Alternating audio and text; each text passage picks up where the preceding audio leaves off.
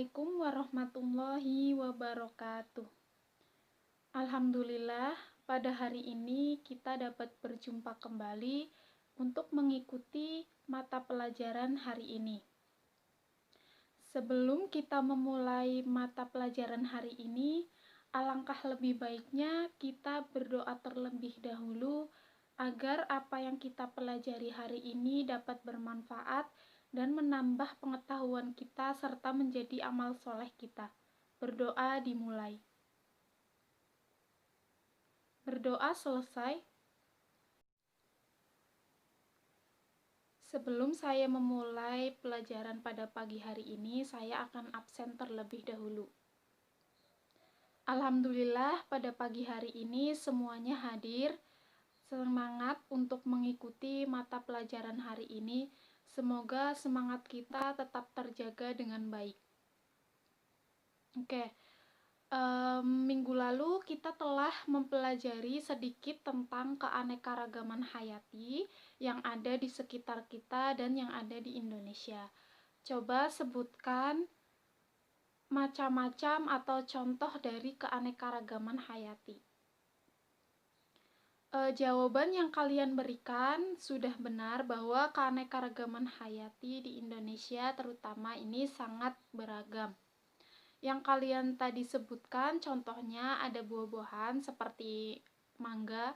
Mangga ini jenisnya bermacam-macam. Yang kita ketahui saat ini contohnya seperti mangga harum manis, mangga apel, dan masih banyak lagi.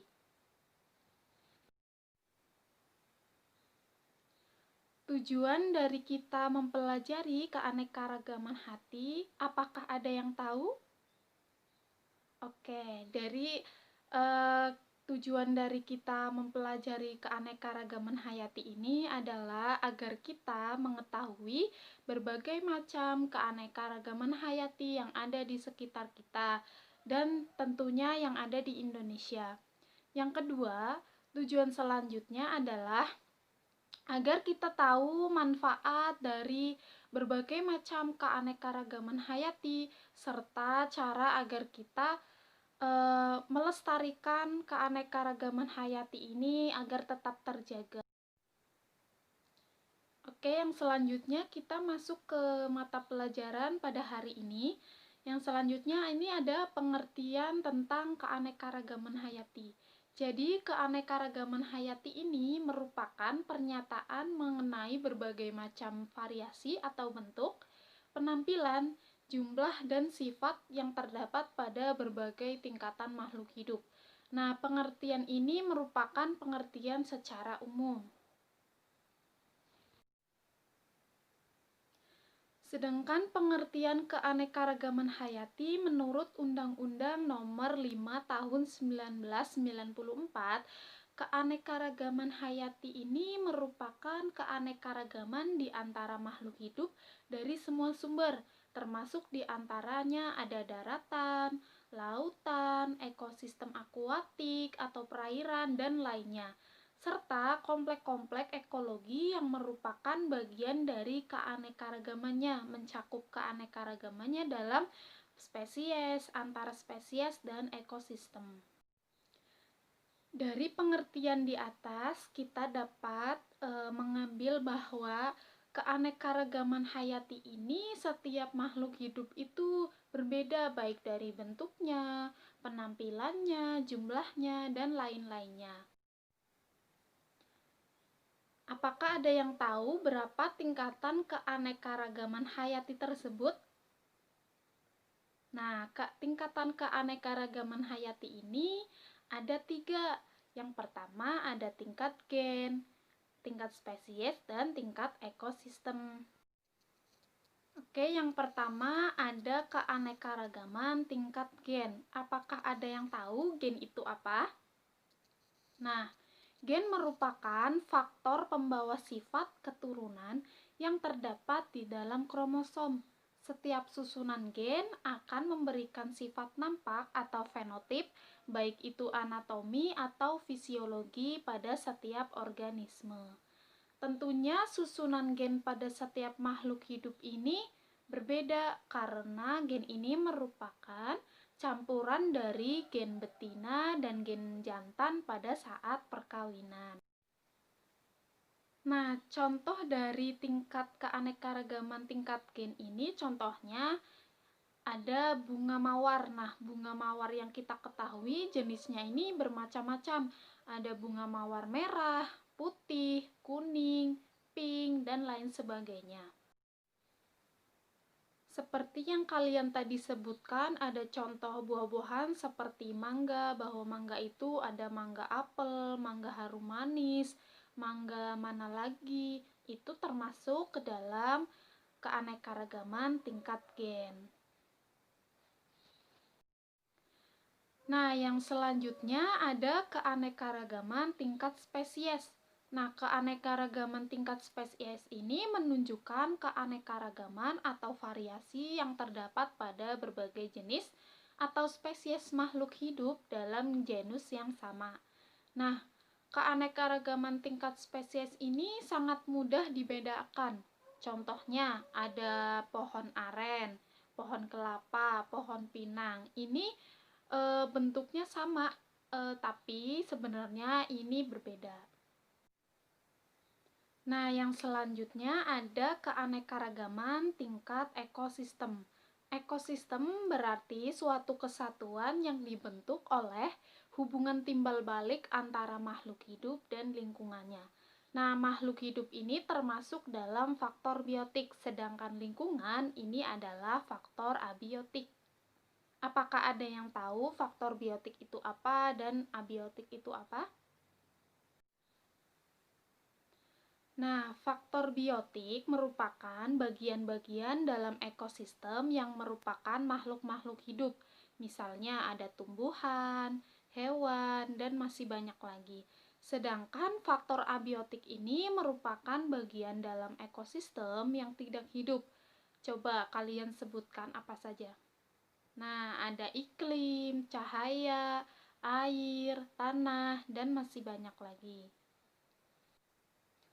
Faktor biotik dan abiotik ini tentunya sangat mempengaruhi makhluk hidup yang ada di dalam suatu ekosistem tersebut, di mana ekosistem ini merupakan bagian dari tingkat keanekaragaman yang sangat bermacam-macam contohnya. Contohnya yang kita ketahui yang ada itu ada tupai, ada biota laut, ada ekosistem yang ada di laut, serta ekosistem di hutan hujan tropis. Ini sangat beragam, serta ada hewan yang terdapat di dalam ekosistem padang pasir. Nah, dari penjelasan tadi, bahwa kita ketahui keanekaragaman hayati ini sangat bermacam-macam yang ada di lingkungan sekitar kita. Nah, tentunya keanekaragaman hayati ini memiliki manfaat yang sangat banyak. Coba kalian sebutkan berbagai macam manfaat dari keanekaragaman hayati. Nah, manfaat dari keanekaragaman hayati yang tadi kalian sebutkan itu sudah benar bahwa keanekaragaman hayati juga bisa melindungi kita dari bencana alam. Nah, manfaat lainnya apa sih kira-kira? Nah, yang pertama ini ada sebagai sumber pangan, bahwa hewan, tumbuhan yang ada di lingkungan sekitar kita juga bisa dimanfaatkan sebagai bahan sumber pangan kita. Contohnya kan tadi dari tumbuhan, hewan ya. Lalu selanjutnya sebagai bahan papan. Nah, apa sih kira-kira? Nah, yang kita ketahui kan bahwa tumbuhan, kayu seperti kayu itu bisa dimanfaatkan sebagai bahan untuk bangunan rumah. Lalu ada sumber sandang. Nah, pakaian yang kita pakai ini juga bisa dihasilkan dari tumbuhan atau hewan. Nah, contohnya ini ada benang sutra. Nah, benang sutra ini kan dihasilkan dari hewan yang namanya ulat sutra. Dan masih banyak lagi pakaian-pakaian yang kita pakai ini dihasilkan dari berbagai tumbuhan, hewan. Contohnya ada dari kulit hewan ya, hewan mau ternak ataupun hewan yang ada di hutan sana. Nah, manfaat yang selanjutnya ini bisa sebagai sumber pendapatan, di mana tumbuhan dan hewan ini bisa kita manfaatkan sebagai alat kerajinan. Contohnya ini kalau pada tumbuhan itu ada tumbuhan rotan. Nah, rotan ini bisa dijadikan alat rumah tangga, contohnya ada kursi, meja, dan juga bisa sebagai aksesoris kayak tas, sepatu juga bisa. Terus kalau pada hewan juga bisa, kulit yang terdapat pada hewan ini bisa dijadikan sebagai pakaian. Contohnya pada bulu. Bulu ini bisa dijadikan untuk bahan jaket. Nah, dari kerajinan tersebut bisa dimanfaatkan dan dijual untuk sebagai sumber pendapatan. Nah, manfaat yang selanjutnya ini bisa sebagai sumber obat-obatan, kosmetik, tentunya juga ilmu pengetahuan. Nah, obat-obatan contohnya itu dari tumbuhan rempah-rempahan. Nah, kalau kosmetik ini juga bisa dari tumbuhan. Lalu, tentunya juga sebagai sumber ilmu pengetahuan. Nah, dari keanekaragaman hayati yang kita ketahui, kita juga bisa tahu manfaat dari tumbuhan, manfaat dari hewan yang ada di lingkungan sekitar kita. Nah, dari manfaat keanekaragaman hayati itu tentunya kita juga harus menjaga kelestarian dari keanekaragaman hayati. Apakah kalian tahu cara untuk menjaga kelestarian keanekaragaman hayati? Nah, caranya ini yang pertama ada melakukan penghijauan, melindungi dan menjaga habitat di hutan, menerapkan sistem tebang pilih, serta tidak membuang sampah sembarangan. Oke, kesimpulannya bahwa keanekaragaman hayati ini sangat beragam, mulai dari tumbuhan, hewan, dan makhluk hidup lainnya. Dari keanekaragaman itu juga memiliki manfaat yang sangat beragam. Dari manfaat tersebut, kita juga harus menjaga kelestariannya. Nah, dari materi yang sudah saya jelaskan, apakah ada yang kurang dipahami? Jika ada yang kurang pahami, boleh ditanyakan. Oke, jika tidak ada pertanyaan, saya akan memberikan tugas kepada kalian. Tugasnya yaitu yang pertama, kalian membentuk kelompok menjadi 5 kelompok. Lalu, kalau masing-masing dari kelompok tersebut mengobservasi keanekaragaman yang ada di lingkungan sekitar kita. Lalu dari hasil yang kalian dapatkan minggu depan, kalian mempresentasikan di depan kelas bersama kelompok kalian.